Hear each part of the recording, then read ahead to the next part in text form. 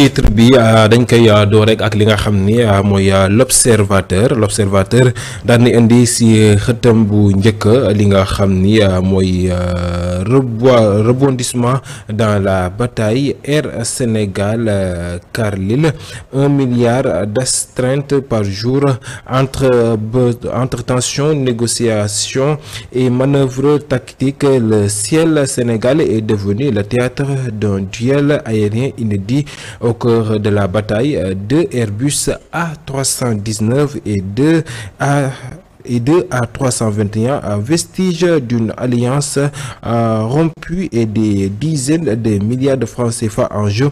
Yankhoba Diémé, ministre des Transports aériens, pour la première fois nous avons dit non à des Américains. Ñu desandi ba tey ci l'observateur ak li nga xam ne mooy visite en zone inondée bu chef de l'État Bassirou Diomaye Faye, le président au secours des sinistrés de Thiaroye-sur-Mer et des Parcelles Assainies. ñu daal di jàll ci beneen yéenekaay di yor-yor bi xëtam bu njëkk daal nay àddu ci li nga xam ni Dakar assiégé par les eaux, détresse des habitants, promesse de l'État. waaye tamit ci xëtam bu njëkk daal nay àddu ci exclusive 560 millions de francs CFA non justifiés dans les comptes de Lat Diop, l'enquête explosive qui éclabousse l'ex-DG de la LONASE. ñu daal di jàll ci beneen yéenekaay di Walf Quotidien xëtam bu njëkk daal nay àddu ci li nga xam ne mooy perte de la société d'électricité, les prévisions alarmantes de l'I-Aquilée. Si rien n'est fait, Senelec risque de perdre 2150 milliards. waaye ba tey ci Walf Quotidien la ñuy desandi ba tey ak rapport d'exécution budgétaire au deuxième trimestre 2025, l'État vit au-dessus de ses moyens, hausse de 22,9 milliards de la masse salariale.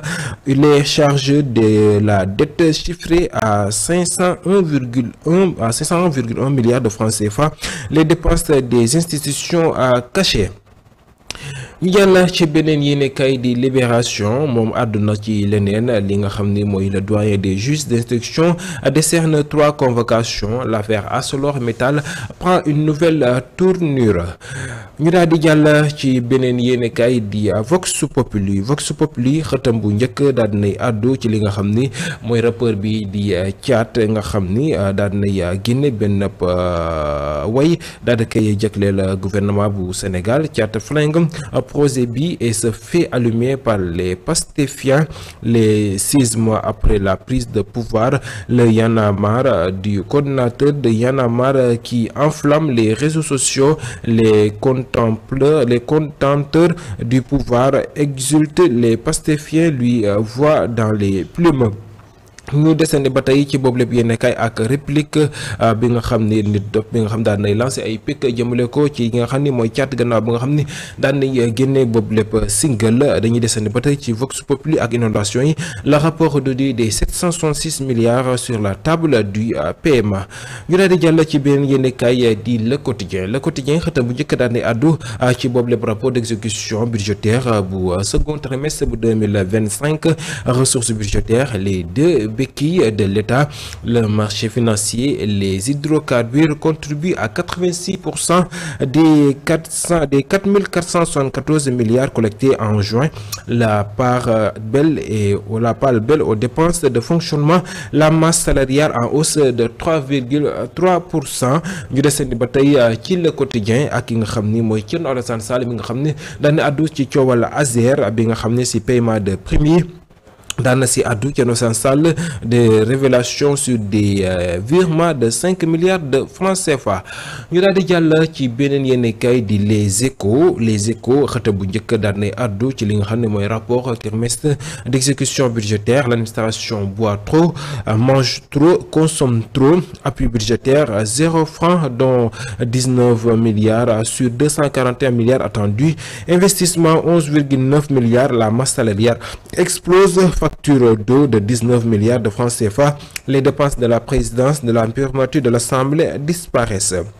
dañuy desandi ba tey ci boobu la ñu kay di Les Échos ak li nga xam ne mooy remplacement bu Barthélémy Dias sa bopp mairie bu Ndakaaru, tractations et manœuvres de haut vol de part et d'autre, réunion du bureau municipal aujourd'hui pour fixer la date de l'élection, risque de candidats multiples pour Taxawu avec Ngoné Meng, Pape Meng. Khalifa Sall rentre aujourd'hui, la dernière décision lui revient. Abbas Fall poursuit plus que jamais ses manœuvres dans l'opposition. Sud du Quotidien si la ñuy àddu moom tamit daanay àddu ci li nga xam ne mooy exécution budgétaire 2025 entre recettes en hausse et défis persistants. ñu daal di àddu ci leneen ci beneen yéenekaay mu soxal Rewmi Quotidien moom tamit ci wàllum finance publique yi ci la àddu par rapport les chiffres du budget 2025 deuxième trimestre. Plus de 188 000 fonctionnaires ont perçu 724 milliards de francs CFA. L'État a empoché 913 milliards d'impôts directs, 2226 milliards de recettes et 588,3 milliards de déficit. Les charges financières de la dette payées à hauteur de 501 milliards de francs CFA. ñu daal di àddu ci wàllum tàggat yaram ak Rewmi Quotidien Sport daan nañ àddu ci li nga xam ni mooy Angleterre ak Nicolas Jackson choisit son futur club ak li nga xam ne mooy soxal Afrobasket 2025. Le Sénégal renverse le Mali et affronte le Soudan du Sud en barrage. dañu koy jeexalee ak record sport moom tamit daan nañ àddu ci li nga xam ni muy Afrobasket masculin Sénégal Sud Soudan à 18h. Les Lions pour éteindre les Bright Stars et filer au quart de finale. mi ngoog ci loolee lañ leen indiloon mooy lu soxal actualité yi gën a fës ci lundi yemook 18 août 2025 nes tuuti ñu daal di jàll si lu soxal actu commenté bi.